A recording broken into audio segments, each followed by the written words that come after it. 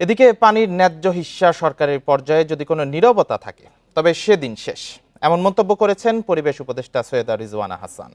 সকালে ফেনীর পরশুরামের নিজ কালিকাপুর এলাকায় বন্যায় ক্ষতিগ্রস্ত বল্লামুখা বাঁধ পরিদর্শন শেষে তিনি এসব কথা বলেন। এ সময় তিনি বলেন, নদীর পানি কেবলমাত্র রাজনীতি না, এটি কূটনীতি এবং অর্থনীতিও। ৫৩ বছর পরও তিস্তা চুক্তি স্বাক্ষর না হওয়াকে ব্যর্থতা দাবি করে উপদেষ্টা বলেন, মানবিক কারণে হলেও দুই দেশকে এক হয়ে নদীর পানি বন্টন ও দুর্যোগ ব্যবস্থাপনার বিষয়ে সিদ্ধান্ত নিতে হবে। এ লক্ষ্যেই জনগণের কাছ থেকে তাদের কথা জানতেই এ সফর বলে উল্লেখ করেন উপদেষ্টা। বিকেলে তিনি সাম্প্রতিক বন্যা ভাঙন নিয়ে করণীয় বিষয়ে জেলা প্রশাসন কার্যালয়ে গণশুনানিতে অংশ নেবেন।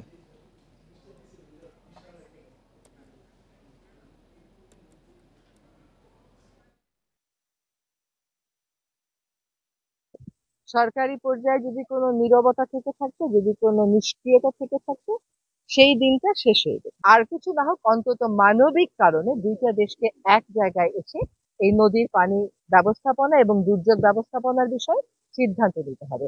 আজকে ৫৩